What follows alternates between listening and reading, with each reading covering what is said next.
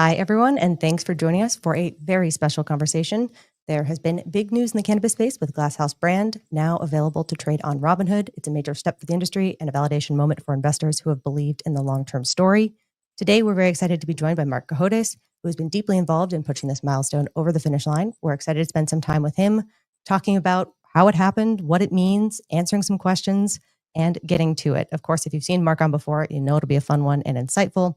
So a good reminder again, if you have any questions, feel free to put them in the chat and we'll try to get to them as we go along. With all that said, Marc, thanks for making the time. Really appreciate it. I know we were chatting earlier. I know it's very early where you are. Appreciate you making the time. Thank you very much for having me. It's exciting times, I'll tell you that. It is very exciting. It's got to be exciting to see finally all the hard work kind of come to be. So I figured we'd start kind of at the beginning for anyone who's new joining, just kind of getting a sense of what this milestone means. What does it mean basically that Glasshouse is now available to trade on a platform like Robinhood? Well, it's a big day. It's a big milestone, and I give Robinhood a lot of credit. So for those who don't know me, I own a fair amount of Glasshouse stock, so I'm biased. So if I say good things about Glasshouse and people think I'm talking my own book, I believe this wholeheartedly. And I mentioned to Kyle Kazan, the CEO of Glasshouse, last night that companies deserve the shareholders they get. And Glasshouse has some very sophisticated, hardworking shareholders who truly believe and understand what's going on. Fellow who used to work for me, Russell Line, he's now at Park West. They're the largest institutional shareholder here, and he's the fellow who introduced me to the story. And Porter Collins of Big Short fame, he's in the stock. Bill Fleckenstein, he's in the stock. Steve Eisman, who worked with Porter, he's in the stock. So there's some sophisticated characters in this story because I view this, times are going to change, and I view this as truly open ended. So it's great. So if it becomes open ended, and I view these guys as the Cadillac of the industry. I was at the Robinhood conference in Las Vegas, I don't know, 6 weeks ago. I was hearing Porter speak, his partner Vinny speak, my friend Fahmi Kadir speak, and Robinhood has made this push into, proposition bets, predictive markets with Kalshi. Mm-hmm. And I was thinking, it is just a natural for them to trade Glasshouse. And truly, I just care about Glasshouse. I wish everyone in the space well, but my bread is buttered on Glasshouse. Mm-hmm. So I talked to a few hires up at Robinhood, and they know me because I got into a bit of a squabble with them way back when on trading some options in Signature Bank, which went away. And I made sure that individual investors weren't screwed. So I have great respect for them because they made it right. They obviously pay attention to me. And I said, if you guys are going to get into predictive markets, why wouldn't you trade, a cannabis name like Glasshouse? And we started talking, and I'm not going to get into specifics, but they said they would look into it for me. And we went over this probably for the past 5 to 6 weeks.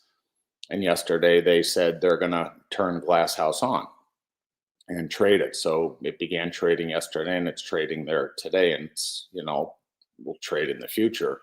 Mm-hmm. But where this is important is when I first got involved in this name and in the space, no one ever gave me a real answer why, one, these names aren't uplisted, and two, why you can't trade them at all places. Now, if you look at predictive markets, gambling is not legal in the state of California. It's federally legal, but it's not legal in California. But yet people trade predictive markets everywhere. And Robinhood is of the opinion, and I give them, a lot of credit, and they're smart the way they look at the world. They basically say, why not? Why can't we trade this? We're a California-based company. Glasshouse is California. Cannabis is legal in California. The laws and the land are archaic. And if we can do predictive markets and sports gambling, why can't we trade the most legitimate cannabis company in the world? So, I don't give up. I have a lot of lovers. I have a lot of haters.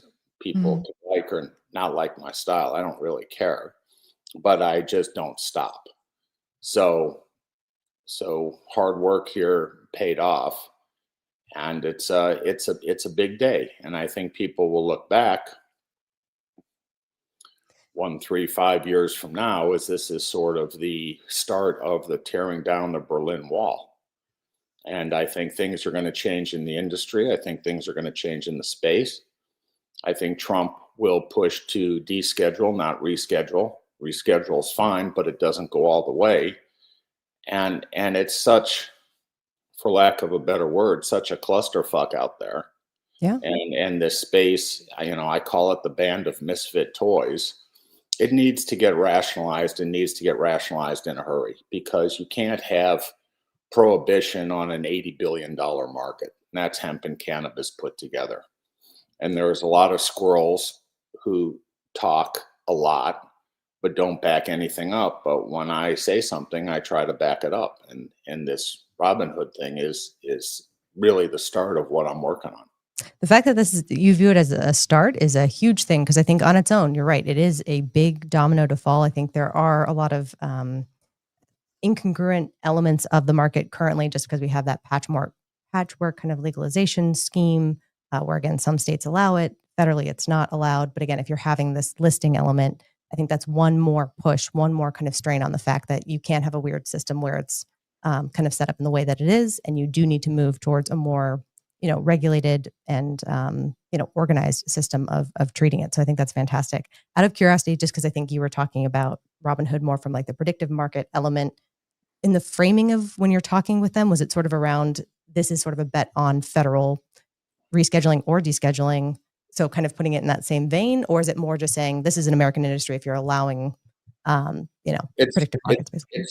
it's those two, Okay. along with Robinhood's a leader and they're forward thinkers and Yeah. their customer base, right, can easily understand where this is going.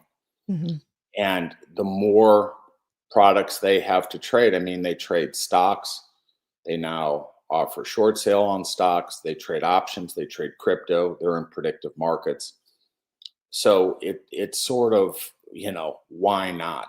Yeah. The traditional brokerage firms, the Morgan Stanleys, the, you know, Merrill Lynch, which is now Bank of America, the Wells Fargo, they don't trade these names. And everyone comes to me and says, well, where do I buy it? It's hard to buy. Well, Interactive Brokers trades it, but that's a more stodgy thing. So now Robinhood trades it, and they say to themselves, why not? And Robinhood wants to be a leader. Robinhood is a leader. So now Robinhood acts like a leader.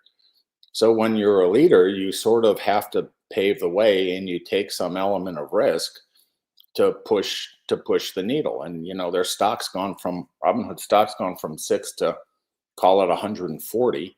So they're clearly doing something right. And whether people agree with what they do or don't agree with what they do, they clearly have the secret sauce, and they clearly take what I say seriously. Now, the fact that Porter Collins owns an awful lot of the stock, and him and I could do podcasts for Robinhood, Hmm. or people in the industry could do cannabis. Well, why can't the Dales report, right, do stuff with Robinhood and talk about the space? Now, again, you don't have to like the space, you don't have to like every stock, you don't have to like the players, but the mismatch of information and research that's out there versus where Glass House trades is very opportunistic, to me. I mean, I think the stock is going to absolutely go through the roof when the dust settles and the smoke clears from this regulatory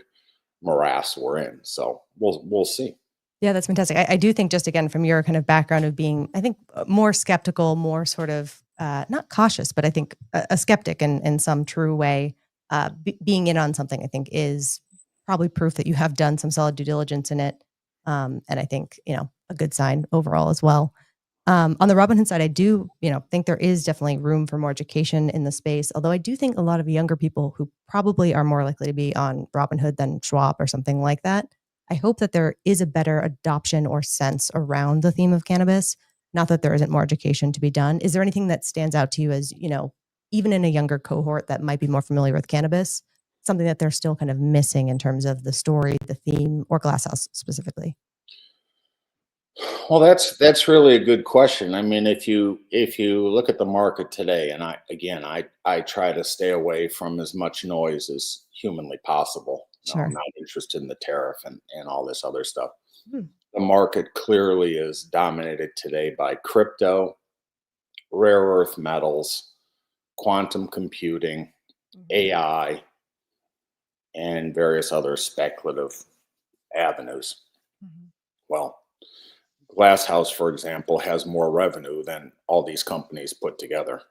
X the AI, all this rare earth metal stuff, and quantum computing. I mean, some of these companies are just storefronts for nothing, and these things are capped at 15 to 20 billion dollars. The way I look at it, and the way I think younger people or investors should start thinking about things, is the cannabis hemp space all in is $80 billion. It's an $80 billion industry, which is far bigger than the things that I've mentioned put together. So younger people, thinking people, as regulation changes, and it will change. It will change. I mean, I think Trump's gonna deschedule, not reschedule, but be that as it may, it's gonna open the door for more open-ended thinking. And when you open the door for more open-ended thinking, people will try to figure out who the big winners are, and who the losers are, because there's always big winners, and losers. And at least Robinhood is opening the door for those names to participate, play, people to think, their customers to get educated. Part of the thing, is or was Porter and I are more than willing to do podcasts for Robinhood customers. We're more than willing to speak out on things. He went to a Robinhood conference. I just went to hear him speak.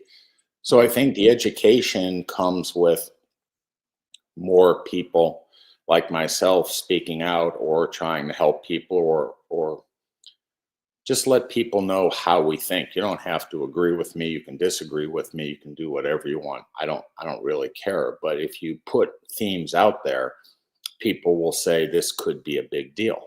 And Porter and I, for example, say we weren't around when prohibition in booze was lifted. Mhm. But if we owned Anheuser-Busch pre-prohibition, and when prohibition was lifted, we would own the Western United States. We would have made so much money. Sure. So I liken prohibition in booze to prohibition in cannabis. Prohibition is not good. I think it's going to get lifted, and when it does, again, we'll see what happens. But my horse has been and will continue to be Glasshouse. So That's that's how I see it, and I think the education from it. I think Robinhood wants to have their customers, clients educated, but knowing full well they enjoy market action, they enjoy speculation, they enjoy things moving, and say nothing else. This cannabis space is not dull, and things do move. That yeah. is for sure. That is for certain. And yes, that is very true. So I think education around the theme itself and kind of the opportunities there, definitely the parallels with prohibition. Unfortunate that we don't have anybody around, I think, really that remembers prohibition. But I think, those parallels can be there. But then on top of that, definitely digging into the companies themselves. I do think that there are a lot of great operators, of course, Kyle and Graham certainly included, who I think also do a great job of communicating the opportunity, the intricacies of kind of running their specific business. So I hope maybe have you had conversations with them about kind of getting them into the mix to kind of provide that education for Glasshouse specifically? Well, I mean, I think Jason Wild at Terrace, and I think he's fantastic. I mean, Mhm. in some prior Same. stuff, I encourage everyone. He should be the commissioner of the industry. He should be the spokesperson. I think he's a careful thinker. I think he knows finance. I think he's an honest individual. Some of the operators, especially the Canadian ones, I'm not fond of, and I'm not, really a fan of the big three because I think they're prohibitionists. I think they talk a big game, that they're for the industry, but I think their business models, the Curaleaf, True Leaf, and GTI. I think GTI is very well run, except for Kovler. I mean, I think Kovler is a total clown, and should step away from the situation. And I think his stock would go way up if Kovler were to exit. But GTI is very well run. Again, ex him. We can't have prohibition, and we can't have the cannabis folks fight against the hemp folks. It's a one plant, one solution way to go. And I've proposed to the highest people in the land, I want a 3.5% federal excise tax on everything, including export. I want everything age gated. No one under 21 is allowed to touch or tamper with the product. I want everything labeled. I want to ban synthetics. I want everything tested. I want all products put on the blockchain, so that knocks out illicit. I want safe banking for all, and I want uplisting. And I think the United States, one of its great crops is cannabis and hemp. And I think it's going to become a worldwide thing, much like California wine. And if you go to Europe right now, or you go anywhere around, people want California cannabis. That's what's in demand, much like California wine. And that is going to play hugely into Glass House's favor. So when you say other industry guys, I mean, imagine a world where you can only drink New Jersey wine made with New Jersey grapes at 10 times the price of California wine made with California grapes. And that's the current state of the cannabis market. And it's not right. It's not going to last. It's not going to hang on forever. And I'm a free market guy. So the best cannabis is grown on the West Coast, whether it's Washington, Oregon, California. It should be grown there. It should be exported across the world, and it should be sold in other states, and let the best person win in the free market. But the True Leaves, Curaleaf, GTI to some degree are concerned that their business models would get impacted if this were to happen. And my part of that would be, so what? Then change your business model, like many have over the last 200 years, pivot into something that's more lasting, and go from there. Because trying to block a glass house from shipping product, or knocking them that product's available in the black market in the East Coast states, is just silly. It's people want it because it's in demand. And if something's in demand, the free market, you should sell the product. But again, this is going to change. And I think Trump is theatrical, and I think he's transactional. And I think when the government gets involved, like they did with gambling, I mean, you can't watch a sporting event now without being hit with gambling commercials every 45 seconds. Yes. And when I was your age, i.e. much younger, people got suspended from sports for associating with gamblers. Forget gambling, associating with gamblers. Well, LeBron's doing DraftKings commercials in mid-season because gambling now is considered A-OK because it's part of the culture, because the government gets its take. Well, give the government its federal excise tax take of cannabis and hemp, make it legal, make it clear what the laws are, because I have a pal who works at the DEA. He runs an office, and while it's federally illegal where he is, it's federally illegal everywhere. It's statewide legal, and people have no jurisdictional sense. So if it's state legal and federally illegal, they go and try to do something, and then the state guys say get lost because we have jurisdiction here. So it's a huge mess. And I think people need to think that in a huge mess, the solution is a great thing. Yeah. And the solution will be a great thing. And if things weren't such a mess, the industry wouldn't beg or need a solution. So I have all sorts of conversations with Jason Wild, who I think he's fantastic, Mhm. and people who are paid by the prohibitionists try to think, well, if we ask for descheduling, it's too much. Well, it's not too much. Rescheduling is a plus. It's the right step forward, but it doesn't do enough. It doesn't solve what the issue is. It's more of a band-aid and a kick the can down the road type situation. And that just, it's okay, but it just doesn't go enough. And I think Trump views this, and I think I've made it very clear to people who have his ear that descheduling and fully legalizing this will completely destroy the Democratic Party. It will destroy them. It will set them back between 30 and 50 years. And when you do something like that, it's going to change, it will change the landscape. And we have the midterms coming up. And again, I think something's in the cards, and in the cards in a very big way. Interesting. Yeah, it feels like an easy win for anyone. If you were a Democrat or if you were a Republican or sort of MAGA Republican like Trump, who I think appreciates any kind of win, but I think especially a win where you do feel like you are kind of getting an own in on the other side ultimately. I know that can be huge. So it sounds like, not only wanting descheduling a little bit more than rescheduling, but it sounds like you think that is on the track. Is that ultimately just because I think you've been kind of communicating with the new administration, or is that, I think I'm of the belief they want to do something big. I think it's revolutionary. I voted for Reagan way back when. And the one thing I remember, and I have a decent memory I remember about Reagan, is he says, Mr. Gorbachev, tear down the wall. I mean, Trump has the chance here to do something that hasn't been done in 50 years, that people have tried and people have failed. And it would be a huge, huge deal. And with that, and with trade, and with his distaste for Canada, I mean, why do the Canadian cannabis companies have a monopoly in selling product to Europe? First of all, their product sucks. They throw half of it away. And two, why can't the United States export their California grown cannabis to Europe? And I think that's going to happen. So it's a trade deal.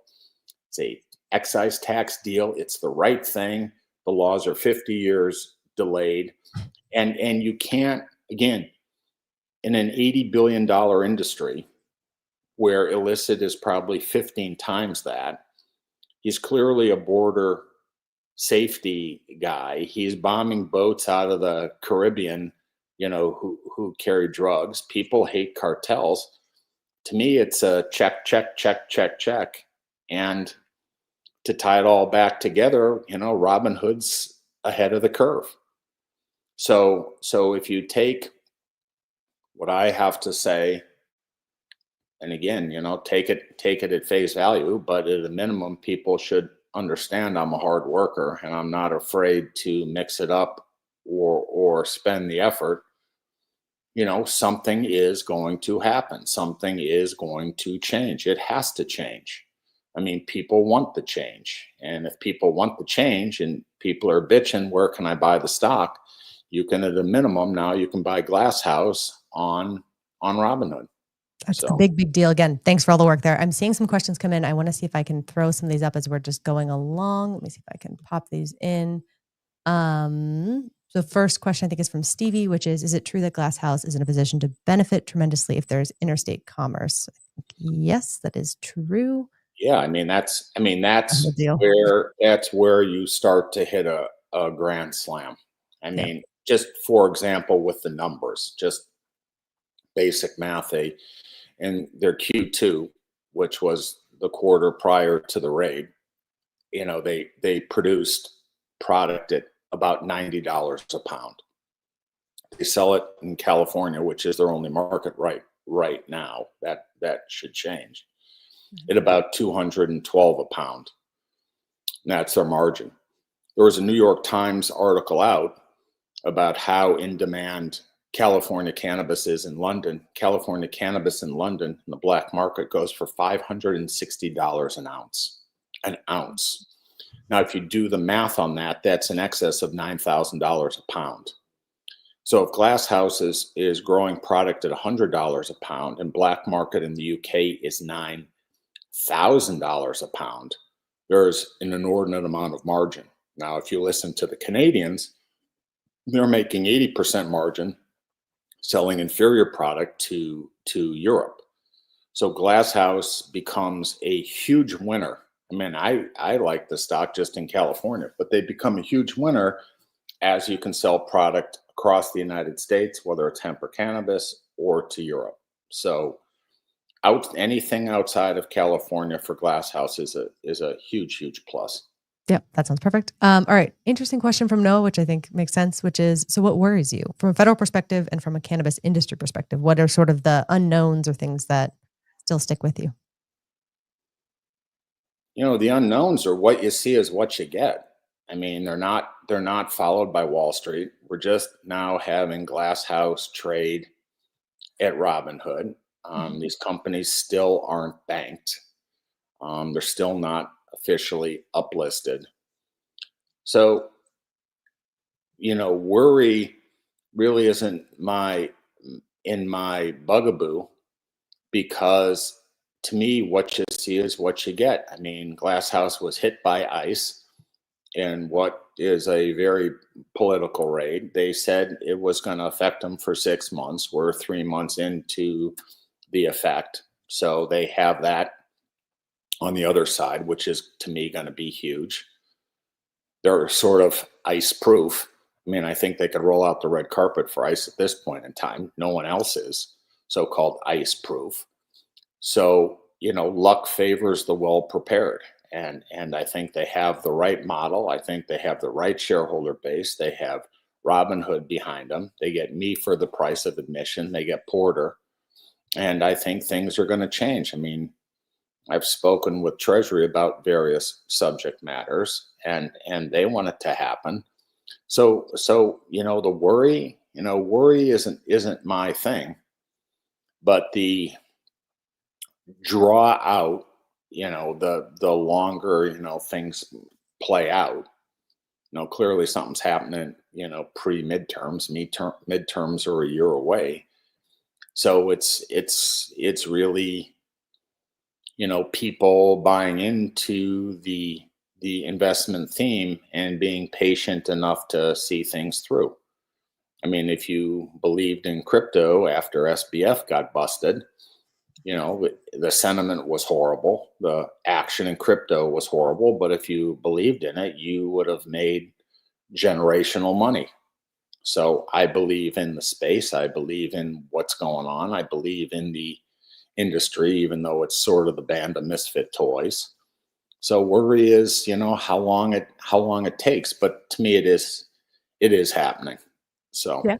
Okay, fair enough. So I think looking more ahead to what might come, or hopefully come sooner than later.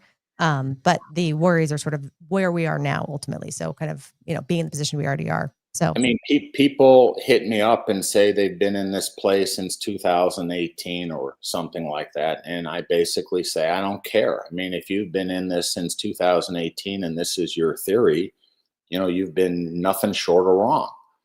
I mean, timing has a part to do with it. I mean, 7 or 8 years early is just wrong. It just doesn't work. But I think there's a lot of things there, and the world has changed. And if you, from a stock standpoint, you look at what's going on in quantum computing, and I don't even know what quantum computing is, frankly, AI. Need cannabis to understand quantum computing. Well, yeah. Between quantum computing, AI, rare earth minerals, you have companies trading between $5 and $500 billion in market cap. And I think the total market cap of whether it's Curaleaf, Trueleaf, GTI, Glasshouse, and a handful of others, I think you have to stretch and stretch hard to get to $10 billion. And these companies all have revenues they're doing from anywhere from okay to very well. And so it's an undiscovered space. It's not owned by hedge funds. It's not owned by institutions. People are skeptical of it. Again, the industry is the band of misfit toys. You've had your shakeout and then some. So from a opportunistic contrarian makes sense. What's going to happen next standpoint, I think it's going to be something.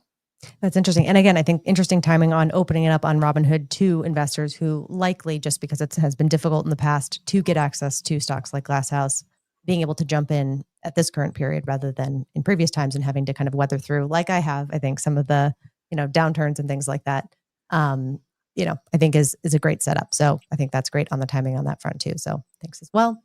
Another question from Noah. Let me see. Also curious to hear his thoughts on the industrial uses. I think that's more kind of traditionally hemp, that cannabis can be grown anywhere, but more efficient in the sun. Thoughts there? That's a really good question. I mean, one thing that people are talking about, and again, in the AI data center power thing is, power prices and power rates, especially the East Coast and Northeast, have gone through the roof. So the cost of growing indoor cannabis, especially on the East Coast and the North, is absolutely through the roof, and it's beyond uneconomical. So sun-grown anything is a huge advantage, especially from a cost side versus something that's grown electrically or with lights. I mean, I can't think of one successful agricultural plant that's grown in a warehouse. And that's where a lot of this East Coast stuff goes. So in terms of the efficient use of energy, growing cannabis indoors in cold weather climates makes no sense, 0 sense. I mean, there's a reason bananas are grown in Central America and not in Iowa. Can I grow bananas in Iowa? Absolutely, I could, but it would cost me a fortune, and it probably wouldn't be as good as something that's grown in Costa Rica. So that's one on the indoor with electricity on the East Coast. But hemp is a great plant. I mean, it's used. There's something called hempcrete. The stems are the entire plant is valuable. But intoxicating hemp and cannabis, in my view, are the same plant. I mean, so people want Delta 9. They don't want Delta 8. They don't want all these other synthetic, man-made, made-up compounds. And, so yeah, there's plenty of uses for the entire hemp plant and to economically grow cannabis. And, it caused me to think a little bit, that question. No one really wants to understand why alcohol use and beer consumption and wine is way down. Well, it's down because people are switching either to gummies or they're switching to drinks. And one of the fighters in this cannabis hemp game, if you will, the tug of war is big booze. I mean, it's private prisons too, but it's big booze. But booze doesn't want it to get legalized, but the distributors do. The distributors are huge advocates, and the retailers are huge advocates of this. And something I'm working on with Glass House, but I'm not going to mention who I'm talking to from a partnership side. People will figure this out in due time, is a non-alcoholic liquor. Booze, if you will, whether it's whiskey, rum, bourbon, that tastes the same as anything you buy off the shelf, that has no alcohol, but full-blown THC, natural THC, Glass House extracted THC. So imagine being able to drink the bourbon you like, or rum, or tequila, not be hungover in the morning. So let's just say a yoga person like yourself could be out whooping it up all night, drinking as many margaritas whiskey sours or Manhattans as you want, and you wake up and you feel totally fine. You get the same buzz, but you don't have the ill effects.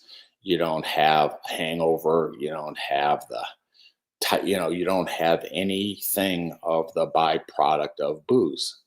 And the liquor industry is a $500 billion.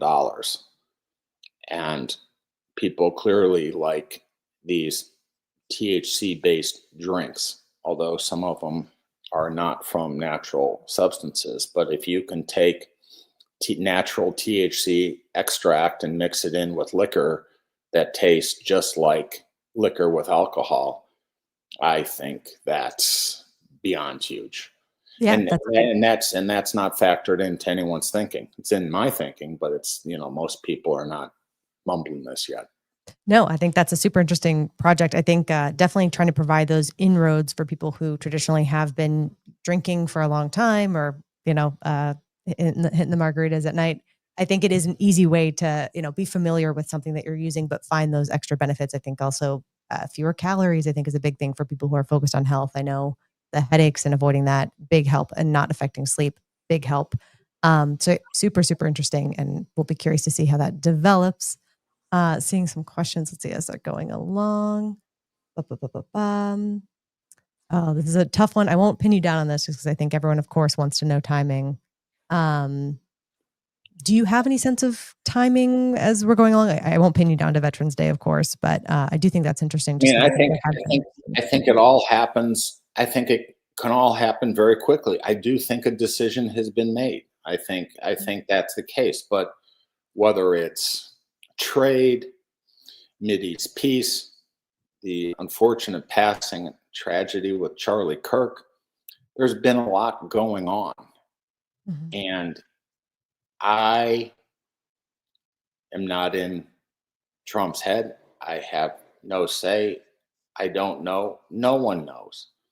But to me, it's like handing the ball off to Bo Jackson. He can score at any point on the field. He may get tackled at the line of scrimmage, but every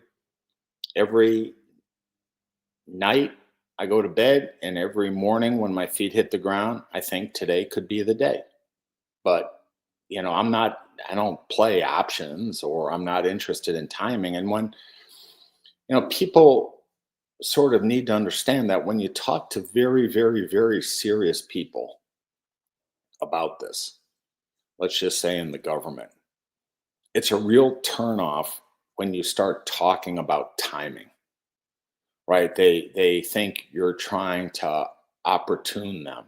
They think you're playing it for a stock. They think you're trying to work someone rather than think of things through. So, do I care about timing? Yeah, I guess I do, but I'm in this for the run. I'm in this for the big picture. So, I'd love to see it sooner or later, but I don't really care. I mean, there was a time, again, when I was your age or younger than you in the hedge fund business, we owned just under 5% of Activision when it was trading at a $50 million cap. 50 million. It was just getting kicked out of the Russell 2000. True story. And it was right before PlayStation came out. And I thought this was going to be huge. And Bobby Kotick and I are pals. And I used to talk to Bobby Kotick as much as I talked to Kyle and Graham. And PlayStation kept getting delayed. And every time it got delayed, they'd hit Activision stock. I mean, the stock was sub 5.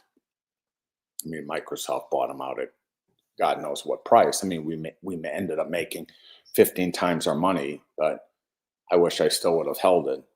But I knew PlayStation was going to be a big deal. And whether it was 2 months delayed, or 3 months delayed, or 4 months delayed, it didn't really matter in the big picture. And I can only control my controllables, which is me. I can't control my son, my girlfriend, my dogs. I can just control me. So I can't control Trump. I don't have inside information on Trump. I have no inside information on anything here. Mhm. But I think it happens, and I think it happens soon, and it has to happen soon. I don't think Kim Rivers opening her mouth and leaking stuff to the Journal helped things. I think that pushed things out. But she has a big mouth, and she can't help herself, and she's best to just shut up and let the process work. But it's all there when you step back and look at every tea leaf out there: border security, anti cartels, blowing drug boats out of the ocean, various videos on the medical benefits of cannabis, saying he has to do something, seeing the huge industry, seeing the clusterfuck that's the fight between these clowns at SAM who belong in a cell, and all this other misinformation. When you put it all out there, something has to happen and something is going to break. That's It will break and something is going to happen. What exactly and when, I don't know. That's totally fair. Yeah, I think on top of that, the veterans element and angle that I think has been talked about for so long, I do think even just the support that it's had for so many years now, at some point, I think things have to correct. The knot kind of has to untie. So hopefully we're at that point. And it does seem like we are getting it's hard to read into them a little bit, but not too much. All the communications, like the video you're mentioning of the cannabinoid system, I think there have been signals that things are still top of mind for them, even though the administration has been working on Not to mention, there's a lot of nonviolent criminals yeah. still in prison for this cannabis stuff, and Weldon Angelos and what he's doing. He deserves high praise, and things just need to be brought into 2025. I mean, Trump did a huge reversal on crypto. Now crypto is a household world. Anyone could trade crypto. You can custody crypto. You could have it in your retirement. He did a full 180 there, and again, I think cannabis is next. It's fantastic. All right, love to see it. Agree. Just looking through the comments now that the decision has been made. Also, yes, I think things just keep pushing along. I'm seeing one question on, actually two questions on the Canadian names. It seems like you're not focused on Canada, just focused on the US, one, and then one just focused in on Glass House, right? No additional comments on Canada. I know we've talked about that. Well, I'm not going Um, to give investment advice, but you should know them Canadian names. I mean, it's clear who the winners are, and if the Canadian companies have had a windfall selling their inferior product into Europe, and that's going to change. And when it changes, the bottom is going to drop out on their business model. It's going to drop out on their earnings. The fact that Tilray is a $2 billion market cap company is beyond laughable. Would I short Tilray? Hell no. No, I'm shorting stocks right now is suicidal. But Tilray's business model, the management is completely, it's a flawed outfit. And my horse continues to be Glass House. Period. That's fair. Yeah, I think there's going to be a lot of kind of rising tide, but at a certain point, that competition will kick in and you'll see that divergence in terms of the operators that are able to kind of push it forward and maybe some that are not. So we'll have to wait and see. It should be interesting. Yeah, not shorting gold. That is very funny. Okay, well, that sounds good. Again, great to take the time and kind of walk through kind of where we are to kind of share further the news with Robinhood and Glasshouse. I think that's a big, big step. Hopefully opening it up to millions of people. I think roughly 26 million of active funded accounts I'd seen a stat on. So I imagine that has to be very, very good, net positive for the space and the Glasshouse, of course, as well. As we wrap up, any final thoughts, any final things you want people to know? And also, where can kind of people stay in tune with all the work you're doing? Because it seems like you've got some exciting stuff coming too. Well, on Twitter, I'm at Alderlane Eggs. I think they call it X now, but I'm pretty vocal on Twitter. That's my only thing. And just I don't know. There's people who are definitely in the loop here, and I would just try to read and stay as educated about the space as possible. I mean, there's a lot of information, misinformation. There's um, a lot of trolling by people who can't touch their ass with their hands. Sure. So, I mean, just think, read, think, study, and spend more time researching stocks than you do spending on where you want to eat at night. Know what you own, know why you own it, and I'm accountable and I'm easy to follow and very easy to find. That sounds good. All right. Well, again, appreciate you taking the time so much. Everyone, thanks for joining as well. Some great news. We are going to be going live again in about an hour with Dan Aarons to spend some more time talking about the theme, impacts, and thematics more broadly as well. So stay tuned for that. And we're doing kind of a back-to-back episode this go. But Marc, again, really appreciate it. Thanks so much. Enjoy the rest of your day and looking forward to see what comes next. Thanks so much. Thanks for having me. And it won't be dull. That I'm pretty sure of. It never is. All right. Thanks so much. Really appreciate it. And we'll catch you soon. Thanks. Thanks again.